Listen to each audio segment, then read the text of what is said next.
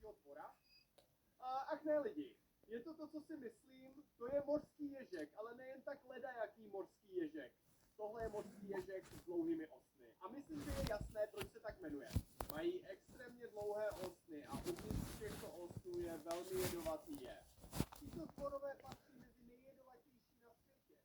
Takže už jen to, že je teď v síti, mě opravdu znervózňuje. Samozřejmě ho nebudu držet holejma rukama, takže jsem si rychle nasadil rukavice. Tímto způsobem jsem ho mohl opatrně vložit do nádoby. Další akvárium, které jsem našel, bylo také špinavé, ale mělo něco zvláštního. A to bylo to, že v něm žila první sladkovodní ryba v tomto videu. Pani, podívejte se na to, je tam ryba. Lidi, jsem si docela jistý, že to byl flowerhorn. To je velká ryba. Uvidíme, jestli jej dokážeme chytit. Jo, je přímo tady, je v tomhle rohu. No tak, kámo, snažíme se tě jen zachránit. On úplně šílí. Páni, uklidni se, kámo, uklidni se. Měl jsem pravdu, to je flowerhorn. Ty ryby vypadají šíleně, jsou známé svými extrémně velkými hlavami. V minulém videu jsme chytili jen malou rybku. Tohle je už dospělý jedinec. Nikdy jsem neviděl tak velkou, zvlášť s tak velkou hlavou. Vypadá to opravdu šíleně. Fuj, jeho hlava je měkká. Nikdy předtím jsem se jí nedotkl. Podívej, vypadá to jako velký mozek. Je to nechutné. Dal jsem ho do pelíku a vydal jsem se k dalšímu akvárku. A v tomhle skoro vůbec nebyla voda. Tak jsem si myslel, že tam uvnitř určitě nic nežije. Když jsem se ale podíval blíž, všiml jsem si, že se tam něco hýbe. Lidi, jsem si docela jistý, že jsou tu nějací bahenní skokani. Akvárko jsem málem přehlédl, protože je bez vody.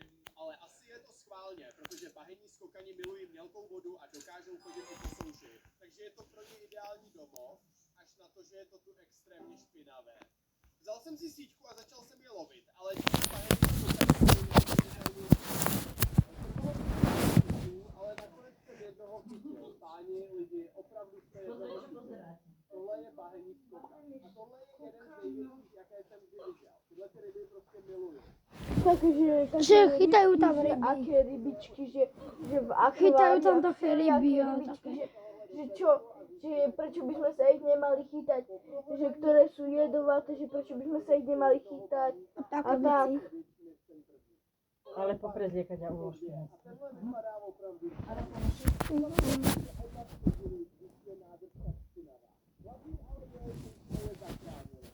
Byla nádrž je prázdná, přesunul jsem se k dalšímu akváriu, ale tohle bylo naprosto nechutně špinavé.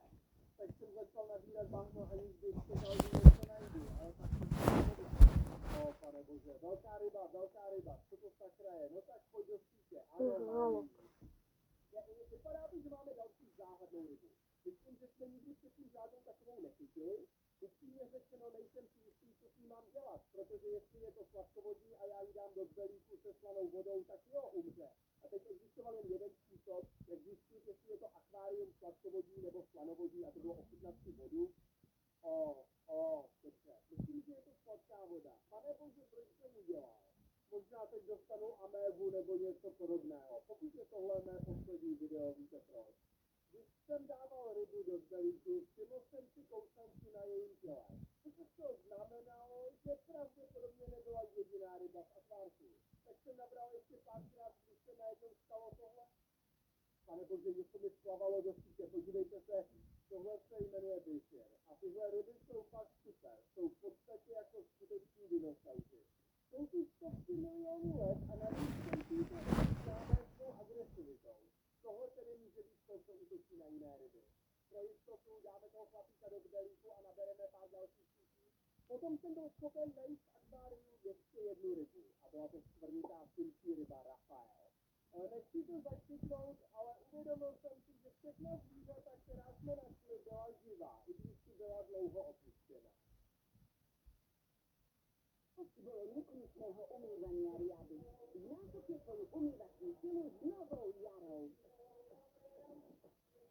Hustá pena preniká domácnosti neuveriteľne ľahko.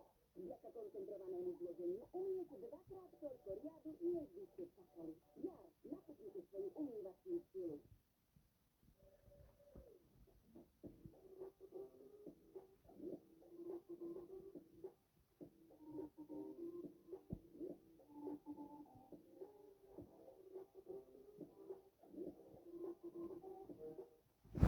Jo, tak ideme do kina. Idú tam 3 autobusy až. Idú tam celý stupeň.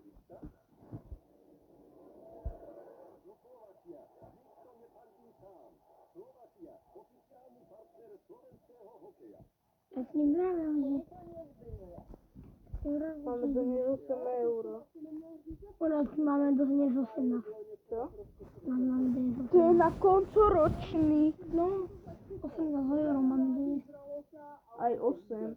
Pokud si vzpomínáte, říkal jsem, že v této garáži jsou celkem 4 žraloci a bylo mi řečeno, že jeden z nich je mládě a další 3 jsou dospělí. A pokud něco víte o zvířatech, víte, že mláďata jsou ta nejsexy. Vypadá to, že jsme pro tohohle přišli už trochu pozdě. Nicméně pořád je šance, že ti další 3 jsou ještě naživu. Tak jsem se tam další akvárium. Já jsem ještě nehrál. No, pane bože, akorát co jsem to už sakra je? startoval. Počkej chvilku. Myslím, že to je ropusnice. Pane bože, málem jsem to chytil holýma rukama. Musíme být opatrní při manipulaci s tímhle chlapíkem. A to proto, že tohle je nejjedovatější druh ryby na světě. Tak jedovatý, že jedno bodnutilo tohohle chlapa a bylo by po vše. Pane bože, že opravdu by na tom akváriu měli mít nálepku nedotýkat se? Já jsem tam málem umřel. Bylo to děsivé, ale vzal jsem ještě pár příček a chytil druhou ropusnici. Jo, je to další větší, tahle je větší než ta první. Podívejte se, jak má velké osy, pane jo. A tyhle věci jsou úplně na jeden. Nebo to to? Dnes lidi budeme 4 hodin uvnitř obrovské díry. První, kdo se dostane pryč, dostane 1000 euro, druhý dostane 500 euro, třetí 100 euro. A ten poslední, kdo neunikne, může šanci. Kámoši, podívejte se, jak vysoká je tato stěna. Jak se odsud dostaneme, nemám zatím žádný nápad.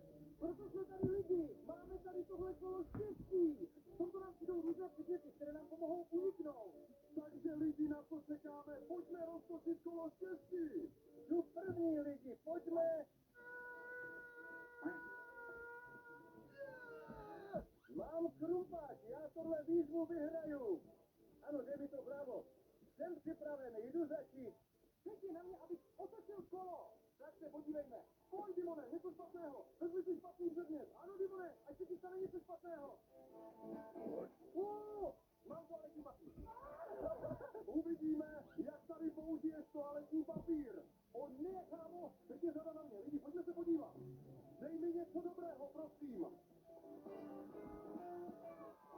Zmrzlina? Nevím, jestli je to dobré nebo ne, ale věřím, že s tím nakonec něco zvládnu udělat. Ty se říkáš, já jsem chtěl tu zmrzlinu. To nevadí, já mám zmrzlinu, uvidíme, co si vezmeš teď. Budu mít vodu, víte, co to znamená? To znamená, že budu mít termoskytil armie. Teď budu pít vodu odsud. Jdeme, otvírám to. Voda mi si dodává energii. Takže lidi, pokusím se tu udělat schody. Takže já bych se dostal ve snadno, pojďme se pustit do práce. Tak. Je to jako hrát Minecraft v reálném životě.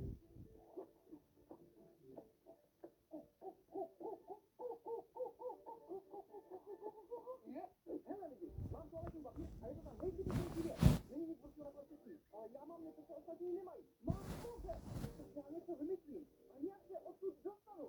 Ať se stane cokoliv lidi. Nejprve zjevni, jak vysoké to je. Ne, je 1,80 m. Takže říkej, 1,80 m, 1,80 m, něco takového. Takže to bude asi 3 metry vysoké, kámoši. Pěkné, ale byste měli vědět. Kámoši, mám zmrzlinu a je skvělá. Ale to mi nepomůže se tam nahoru dostat. Ale zmrzlina mi pomůže získat kalorie. Kalorie nám dodávají sílu a energii. A já budu potřebovat hodně energie. Proto to s ním celý... Poslouchejte lidi, trénují basketbal a umím skákat opravdu vysoko. Proto věřím, že s trochou úsilí budu moci skočit. A až se tam dostanu, tak to zkusím. Prostě musím mít myslet na to, že jsem profesionál v basketbalu. Ale nejdřív si dám trochu vody. Teď určitě skočím hodně vysoko. Ne, kámo. Jedeme ještě jednou. 1, 2, jdeme.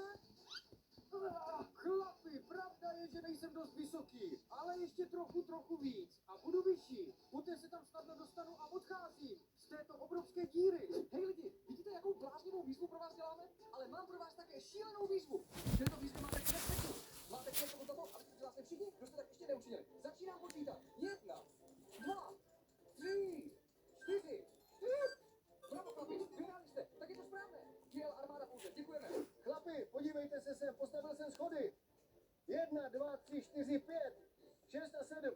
Z 7. schodu se mohu dostat ven. Ale problém je, že nemohu. Bude potřeba trochu pomoci. Ivan, pojď sem prosím na chvíli. Co chceš? Pojď, potřebuji trochu pomoci, podej mi trochu podpory. Potom ti dám peníze, dobře? Dobře. Jdeme? Pojďme. Pojď, postav mě. Pojďme. Držím tě. Jdeme. Držím tě, stoupej. Zvládneš to, ale proč ti pomáhám?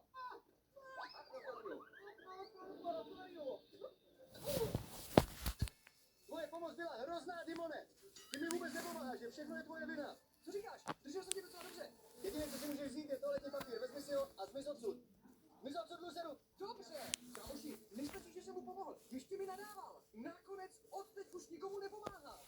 Soon after. Kámoši, už dlouho se zabýváme jedním předmětem. Nevím, co jiného mám dělat. Proto teď musíme otočit kolem štěstí. Možná se někomu podaří vyhrát. Dobře, lidi, teď znovu roztočíme kolo štěstí. Pojďme, chlapi. Teď Pojďme zjistit, co tentokrát máme. Co je to? to je helma na hlavě, což je dobrý, protože jsi chráněn. Perfektní, takže teď mám sluchátka. Tohle ochrání moji hlavu. Protože mám velký strach, tak se měj. Ahoj. Ach, Teď jdu štěstí. vyhrát tuto výzvu.